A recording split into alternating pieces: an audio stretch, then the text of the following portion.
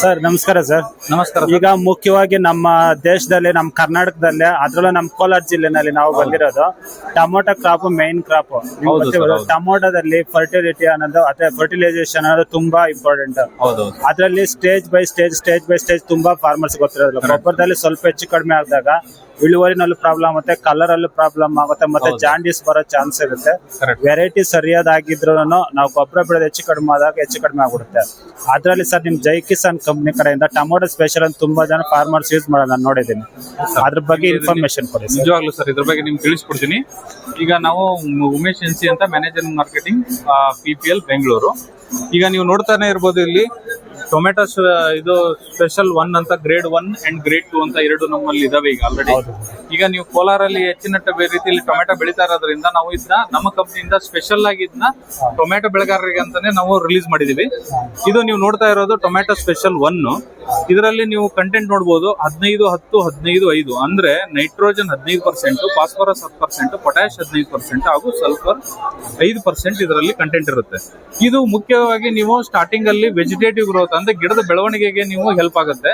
ಹಾಗಾಗಿ ಆ ಟೊಮೆಟೊ ಕ್ರಾಪ್ಗೆ ಆ ಬೆಳವಣಿಗೆ ಸ್ಟೇಜ್ ಅಲ್ಲಿ ನಿಮಗೆ ಏನೇ ನ್ಯೂಟ್ರಿಯೆಂಟ್ ಬೇಕಾಗುತ್ತೆ ಆ ಎಲ್ಲ ನ್ಯೂಟ್ರಿಯೆಂಟ್ ಅನ್ನು ಆ ಸ್ಟೇಜ್ ಅಲ್ಲಿ ರಿಕ್ವೈರ್ಮೆಂಟ್ ಇರತಕ್ಕಂತ ನ್ಯೂಟ್ರಿಯೆಂಟ್ ನ ಈ ಒಂದು ಗೊಬ್ಬರದಲ್ಲಿ ನೀವು ನೋಡಬಹುದು. ಸ್ಟೇಜ್ 1ಗೆ ನಾವು ಗಿಡ ನಾಟಿ ಮಾಡಿದ್ಮೇಲೆ ಎಷ್ಟು ದಿನಕ್ಕೆ ಇದನ್ನ ಎಷ್ಟು ಡೋಸೇಜ್ ಕೊಡ್ಬೇಕು ಸರ್? ಸರ್ ನಾಟಿ ಮಾಡಿ ಒಂದು 10-15 ಡೇಸ್ ಆದ್ಮೇಲೆ ನೀವು ಸೇಮ್ ಸರ್ ಇದು 3 to 4 grams per liter sir ನೀವು ಲೀಟರ್ ಅಲ್ಲಿ ಹಾಕ್ಬಿಟ್ಟು ಸ್ಪ್ರೇ ಮಾಡೋದು. ಇಲ್ಲ ಅಂದ್ರೆ ನೀವು ಎಕರೆಗಟ್ಟಲೆ ಬಿಡ್ತೀನಿ ಅಂತಂದ್ರೆ 4 kg per acre ಅಂತ ಬಿಡ್ತಾರೆ.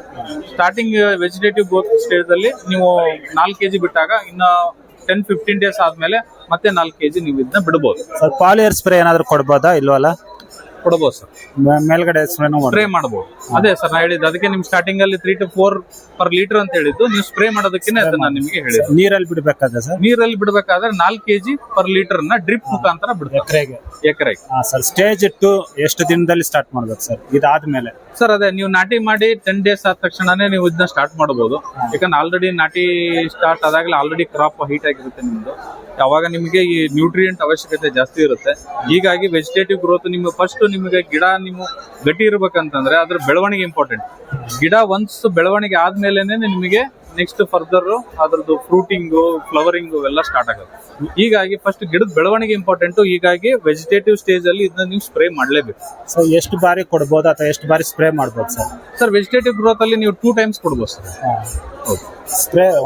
ಸ್ಪ್ರೇನು ಅದೇ ಸರ್, ನೀವು ಒಂದು ಡ್ರಿಪ್ ಅಲ್ಲಿ ಬಿಟ್ರೆ ಸ್ಪ್ರೇ ಕೊಡೋದ ಅವಶ್ಯಕತೆ ಇಲ್ಲ. ಸ್ಪ್ರೇ ಮಾಡಿದ್ರೆ ಡ್ರಿಪ್ ಅಲ್ಲಿ ಬಿಡೋದು. ಒಂದು ಬಾರಿ 2 ಬಾರಿ 2 times ಕೊಡ್ಬೋದು. 2 times. ಸ್ಟೇಜ್ 2 ಸರ್ ಎಷ್ಟು ದಿನಕ್ಕೆ? ಸ್ಟೇಜ್ 2 ನೋಡ್ಬೋದು ಸರ್. ಈಗ ನೀವು ಇದು ಟೊಮೆಟೊ ಸ್ಪೆಷಲ್ 2 ಅಂತ. ಇದೇನಾಗುತ್ತೆ ಸರ್, ನಿಮ್ದು ವೆಜಿಟೇಟಿವ್ ಗ್ರೋತ್ ಗೆ ನೀವು ಬಿಟ್ಟಿರ್ತೀರಾ, ಅದಾದ ನಂತರ ನಿಮ್ದು ರಿಕ್ವೈರ್ಮೆಂಟ್ ಚೇಂಜ್ ಆಗುತ್ತೆ ಸರ್. ಯಾಕಂದ್ರೆ ಅವಾಗ ಫ್ಲವರ್ ಸೆಟ್ಟಿಂಗ್ ಅಂತ ಬರುತ್ತೆ. ನೀವು ಹೂವು ಬಿಡತಕ್ಕಂತ ಟೈಮ್ ಅಲ್ಲಿ ನಿಮಗೆ ಫಾಸ್ಫರಸ್ ಜಾಸ್ತಿ ಕಂಟೆಂಟ್ ಬೇಕಾಗುತ್ತೆ. ಹೀಗಾಗಿ ಇಲ್ಲಿ ನೋಡಬಹುದು ನೀವು ನೈಟ್ರೋಜನ್ 5% ಇದೆ, ಫಾಸ್ಫರಸ್ 25% ಇದೆ, ಹಾಗೂ ಪೊಟ್ಯಾಶ್ 35% ಇದೆ. ಇವೆರಡು ನ್ಯೂಟ್ರಿಯೆಂಟ್ ಏನಾಗುತ್ತೆ ಸರ್, ನಿಮ್ದು ಹೂವು ಕಚ್ಕೊಳ್ಳೋದಕ್ಕೆ ಹೆಲ್ಪ್ ಮಾಡುತ್ತೆ. ನೀವು ಟೊಮೆಟೊ ಅಲ್ಲಿ ನೀವು ಅಬ್ಸರ್ವ್ ಮಾಡಬಹುದು, ಹೂಗಳು ಎಷ್ಟು ಕಚ್ಕೊಳ್ತವೆ ಅಷ್ಟು ಕಾಯಿಗಳು ಬಿಡುತ್ತವೆ.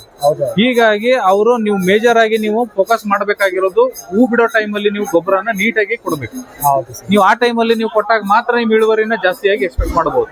ಒನ್ಸ್ ನೀವು ಫ್ಲವರಿಂಗ್ ಸ್ಟೇಜ್ ಅಲ್ಲಿ ನೀವು ನೀಟಾಗಿ ಕಾಪಾಡ್ಕೊಂಡಿದ್ದೀರಾ ಅಂತಂದ್ರೆ, ಹೂಗಳು ಕಚ್ಕೊಂಡಿದಾವ ಅಂತಂದ್ರೆ ಅವೆಲ್ಲ ಫ್ರೂಟ್ ಆಗಿ ಸೆಟ್ ಆಗ್ತವೆ. ಸೆಟ್ ಆದಾಗ ನಿಮ್ ಇಳುವರಿ ಕೂಡ ಜಾಸ್ತಿ ಆಗುತ್ತೆ. ಫ್ಲವರ್ ಡ್ರಾಪ್ ಎಲ್ಲ ಕಂಟ್ರೋಲ್ ಆಗ್ಬೋದಾ ಸರ್?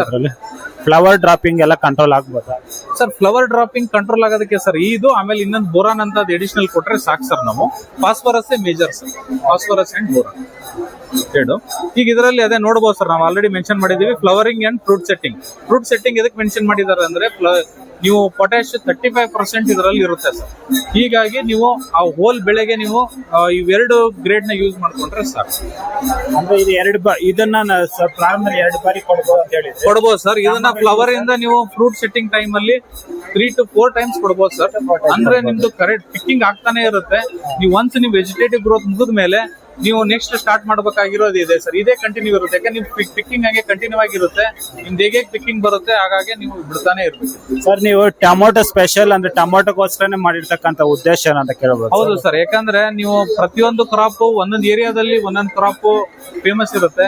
ಅದೇ ರೀತಿ ನೀವು ಈಗ ನಮ್ಮ ಏರಿಯಾ ನೀವು ಕರ್ನಾಟಕ ಅಂತ ತಗೊಂಡಾಗ, ಅದು ನೀವು ಪರ್ಟಿಕ್ಯುಲರ್ ಹೇಳಿದ್ರಿ ಕೋಲಾರ ಅಂತ ತಗೊಂಡಾಗ, ಇದು ಆಲ್ ಓವರ್ ನಮ್ಮ ಇಂಡಿಯಾದಲ್ಲಿ ಫೇಮಸ್ ಇದೆ ಕೋಲಾರ. ಹೀಗಾಗಿ ನಾವು ಟೊಮೆಟೊದಲ್ಲಿ ಇದನ್ನ ಸ್ಪೆಷಲ್ ಆಗಿ ಗ್ರೇಡ್ ಬಿಡ್ಬೇಕಂತ ಮಾಡಿದೀವಿ.